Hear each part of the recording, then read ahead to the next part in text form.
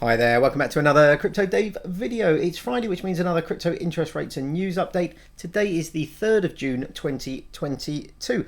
Firstly, apologies, this video is a bit later than usual. It's bank holiday currently, long bank holiday weekend here in the UK, so I've been having a barbecue and a few drinks and catching up with family today, so a little bit later with this video. The other thing I wanted to say was that this video is going to be a little bit different to some of them. I'm not going to go over the news this week, but what I want to do is we'll go over the rate changes and stuff like that.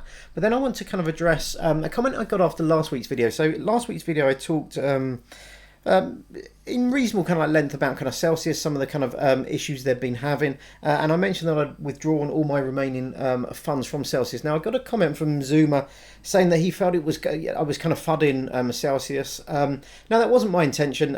All I can do is tell you what I'm doing, and also sort of like talk about the market sentiment as I see it, which is all I was kind of trying to do last week. But I take on board his points. He comments, or he or she, I don't know if it is a he or a she, comments on quite a few of my videos, and they're always reasoned and decent kind of comments, and I'm very kind of grateful for them. So I wanted to kind of respond to that really, because I took on board some of his kind of points that maybe I did speak about Celsius a bit more than the other platforms. So what I thought it would be good to do for the fullness of full transparency is we'll talk a little bit more about the kind of platforms, things that I do like and don't like, and not just about the specific kind of platforms, but about the business models and stuff like that of these kind of platforms in general. And then for the sake of full transparency, I will just show what I'm holding in each platform. I have made some more changes. I've actually withdrawn stuff from Yield app over the last kind of week or so.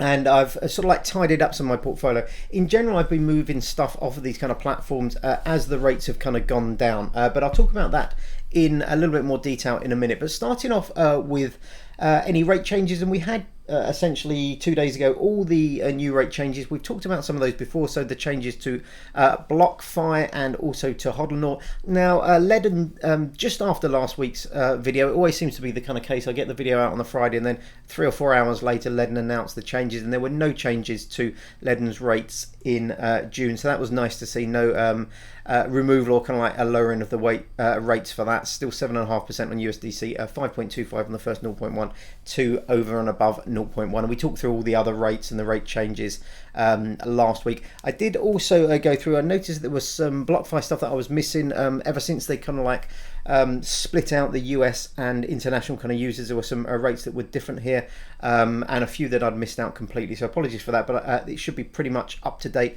And don't forget, always, if you scroll to the right, the Hodl and the rest of the Yield app stuff is to the right if you're on a smaller monitor like this. And then I just want to mention the kind of token prices briefly. So Bitcoin essentially flat on the week, up 0.9%. It's had a nice run up, and then we've kind of come down from that. Kronos up 4%, so it's had a reasonably decent week. Nexo down 3%. So all three of those, not massive kind of changes, but Celsius up 23.3%, which is a very welcome kind of like relief rally after what's been happening over the last kind of month or so. And Yield app down 18.3%, so a really bad week, particularly for Yield app this week. But what I'd like to do really just is give a brief kind of overview of all the kind of platforms. So I mentioned all the kind of rates here, and I think in some ways during a bull market it's probably kind of good for these kind of platforms, because we're talking about largely increases in token price. But when we're going through a bear market, often these rates are going down, or often the 7-day kind of change on these tokens is going down, and maybe you get a slightly bearish impression. Now platforms like Leaden, BlockFi and Hodl, which don't have their own token, obviously aren't mentioned in this, because we're only looking at these particular kind of tokens in this in this sort of section of the kind of video kind of each week. So during bull markets maybe they don't get mentioned as much as they would do, but then in bearish markets, which we've been undoubtedly in sort of like throughout this year so far, we've been often looking at the kind of like the decline in prices of these kind of tokens, and we haven't been mentioning kind of like Leaden and BlockFi and Hodl, because essentially they don't have their own tokens. So what I thought would be good is just to have a look at a slightly larger kind of time frame for these tokens. When we look week to week, these things can swing up and down crazily. Obviously Celsius has had a few bad weeks, but then this week really good week. Yield app suddenly having a really bad week compared to some good weeks previously. So let's just jump in and have a look at the year to date changes to this. So Bitcoin down 38%, so this is obviously what we're kind of comparing against. So it's been a pretty poor year for Bitcoin. This is year-to-date figures. I took these about half an hour ago. Yield app down 49%, Nexo down 55%, Kronos down 70%, and Celsius down 81%. So a fair difference in the kind of like the tokens here, but you know, I suppose the takeaway here is, you know, all these tokens, like most altcoins, have done far worse than kind of Bitcoin. They may well do better in a bull market, but they tend to perform a lot worse than Bitcoin in a kind of bearish market, and this is true of a lot of kind of altcoins. But despite that, we have seen, you know, large differences between them. The difference between down essentially 50% and down 80%, you know, it's quite a large difference, almost a 30%, or in this case it's 32%. 32% difference year to date within this. Now obviously when you look at different time frames, you know, this can have different kind of like effects. If we looked at a 1 year price, it would not reflect this exactly. If we looked at a 2 year price or 3 year price, you know, it wouldn't reflect this as well. But I think it's, you know, sometimes important not just to look at the kind of weekly kind of changes where we're seeing things going up and down, but also take a look at the slightly larger kind of time frames. Now in terms of the kind of platforms in general, I tend to prefer platforms that don't have their own token, and the reason for that is that I personally believe, and this is not financial advice, but I personally believe platforms that have their own token are inherently a little bit more risky than ones that don't. And the reason for that, I think, is that they have to basically kind of like become a kind of a two-headed sword in a way. They have to compete on two different fronts. They have to compete to kind of like maintain a decent token price, but they also have to do the other side of it, which is delivering yield as well. Now, obviously, a lot of these kind of platforms use their own kind of token in order to kind of raise funds. Now, essentially, they're printing these tokens for kind of nothing. These are tokens that they're kind of essentially kind of created out of thin air. So they're creating these kind of tokens. They can then use that to augment their rates. They can use that to give better rates potentially if you're getting paid out in these tokens. In some cases, they are asking for you to buy up and lock up these kind of tokens in order to get better rates and stuff like that. But I think what's important to kind of note that Nexo, for example, give you an additional, it's up to an additional 2%. It changes with the different kind of tiers that you're in, but give you an extra 2% on your kind of rate if you're willing to be paid out in Nexo tokens. But if you were chose to be paid out in kind of Bitcoin, you know, the price of Bitcoin has only gone down 38% as opposed to 55%. So some of your kind of gains, if you were to hold in that kind of token, you know, would be given up, some of the increase in kind of rates. With something like Yield App, you have to kind of purchase and lock up some of those kind of rates. Very much the same for kind of Kronos.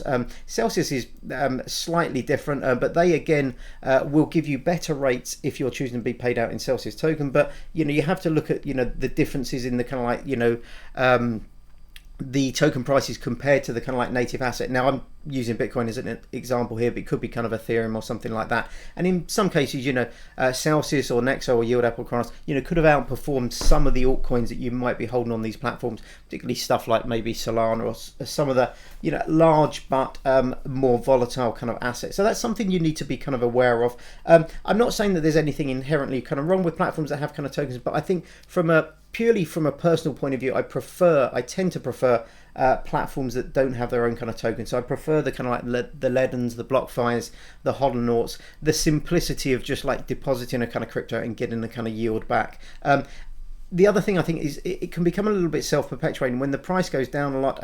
We've seen this with kind of Celsius. I mentioned this in the past, but you know, when the token price has been going down substantially, and obviously a really good week this week, but when it, you know, trends down month after month, stuff like that, people tend to get like a little bit kind of frustrated. I think it's then can be bad, you know, publicity for them. And even if they're providing, you know, a good service and doing decent kind of rates and stuff like that elsewhere, sometimes you get a negative sentiment in the kind of market, within the kind of communities, purely because of the token price rather than the returns that they are delivering. So that's just my sort of personal kind of point of view with regards to kind of platforms that use their own token as opposed to ones that are paying out pure interest in whatever you deposit. I think the other thing to say is that what I don't like to see is companies that are just endlessly jumping on the kind of bandwagon, and I think possibly crypto.com is the worst for this.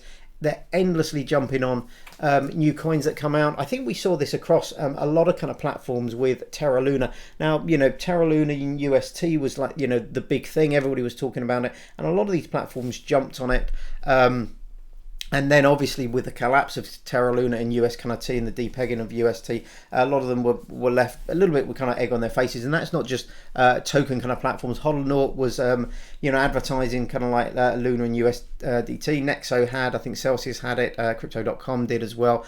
Yield App didn't, Leaden didn't. So I think in some ways that simplicity of a platform like kind of Leaden, it's like, you can deposit your Bitcoin, you can deposit your USDC, and they don't do anything else. And I've interviewed Maurizio from Leaden in the kind of past. I think the last interview was probably heading almost a year ago now.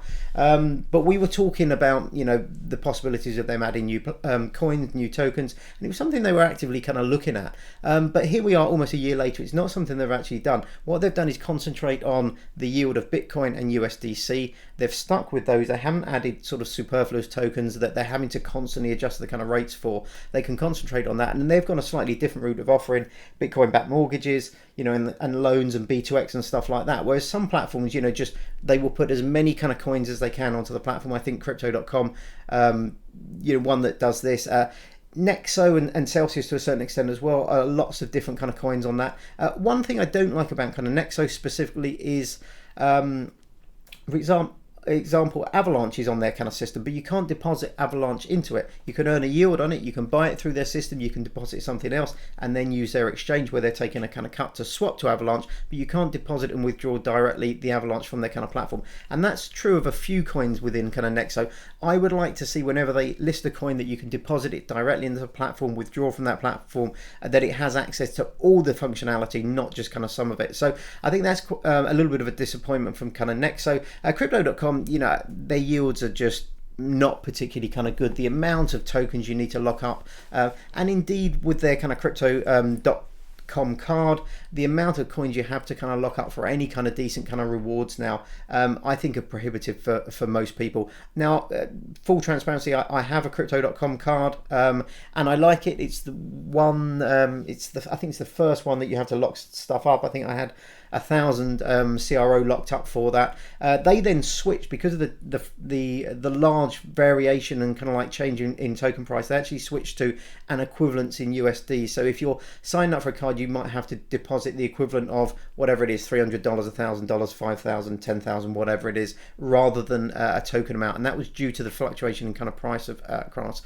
Celsius, I've talked about those in detail. I like some of the things they do. I think their in-app swap is the most competitive. I did a video outlining all the different ones that I had some Bitcoin in. I swapped between Bitcoin and USDC. Celsius came out top. I think Hodlnaut was second, and then BlockFi was right down at the bottom. I think Leaden was second bottom. So if you are using the in-app swap on any of these kind of platforms, be aware that you are going to be stung with kind of charges, and that can vary quite a lot between platforms. As I said, I think Celsius was the best, followed by Hodlnaut, and then at the other end of the table, BlockFi was the worst. Second worst was Leaden.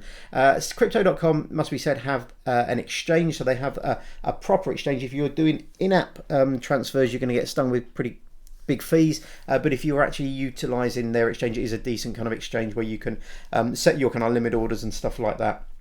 So that's just a little kind of like a bit of a general overview of some of the kind of pros and cons, not necessarily of the individual platforms, but just the way they're kind of set up. So my kind of like, I suppose my personal kind of takeaways were, I personally prefer platforms that don't have their own kind of like token, where you don't have to buy a load of tokens and lock them up, or where you don't have to get paid out in tokens to get a decent kind of interest rate. Now, if that coincides with coins that I want to kind of like deposit on that kind of platform anyway, I'm happy to go along with that. If, for example, I was earning in Nexo, I'd be happy to earn in Nexo tokens and maybe just cash them in on a weekly or monthly basis back to whatever the base token it was I wanted to hold. And I do have, I think there's 1,000 whatever it is, Yield App tokens locked up in Yield App, even though I've actually not got any crypto on that kind of platform. So I have looked at the benefits of some of these things in the past. I have in the past had CRO locked up in the kind of platform, but not any longer. The other thing I do not like, and this is one of the things with crypto.com specifically within these platforms, although I believe on Hodlnaut now you can sign up for an extended kind of lockup period and get better rates. But what I don't like doing is locking up your crypto for a particular period of time. With crypto.com, it's a 3-month kind of lockup for the best rates. I don't like doing that. I think you should have access to your crypto at all times. Yield App was another one, and this is one of the reasons why I withdrew my remaining Bitcoin on that platform. When I didn't have a full Bitcoin there, I had about 0.4 or something like that of a Bitcoin, but I didn't like the fact that there was a monthly kind of like redemption kind of period that you could only redeem at the end of each month. So that's something else that personally I don't like, something that potentially you should look at. I think, you know, having access to your kind of crypto at all times is important. And then for full transparency, this is what I have in each of these different platforms at the moment. So BlockFi, nothing in BlockFi, nothing in crypto.com. I do actually have some crypto in crypto.com purely for their crypto-backed debit card, but nothing within the earning app and stuff like that. Nothing in Celsius, nothing in Yield App. Now, those of you who follow my videos will know that I withdrew my last remaining bits out of Celsius a couple of weeks ago. My last Bitcoin I withdrew out of a Yield App just before the end of the month, so it would process on the 1st of the month. BlockFi, the rates are just really kind of poor. Same with crypto.com. I don't like the kind of lockup period. Celsius, you know, not FUD again, but I have some concerns with the large drop in kind of token price, and you know, with some of the kind of FUD within the kind of the community. I think this can become a little bit self-perpetuating, so I just wasn't comfortable having stuff on the platform, and I only had a small amount left there because I didn't have any Bitcoin on that platform. So in terms of the platforms I'm using currently, Leaden, Nexo and Hodlnaut, I have 1 Bitcoin, essentially around 1 Bitcoin in each of these different platforms. In Hodlnaut, I've then got, I think it's just less than 1,000 USDC. Leaden, I've got a couple of thousand USDC, and in Nexo I've got about $15,000 worth of assorted kind of altcoins. I can't remember exactly what it is, but a few different kind of assorted altcoins in a Nexo. So that's my kind of overview in a way. I just wanted to kind of get that out there. I'm not funding individual platforms, neither am I promoting individual platforms. All I can kind of do within these videos is give an overview of kind of what I'm doing. I'm happy to do this on a few monthly basis, you know, where I'm kind of holding things, and you know that I don't have a vested interest in particular kind of platforms.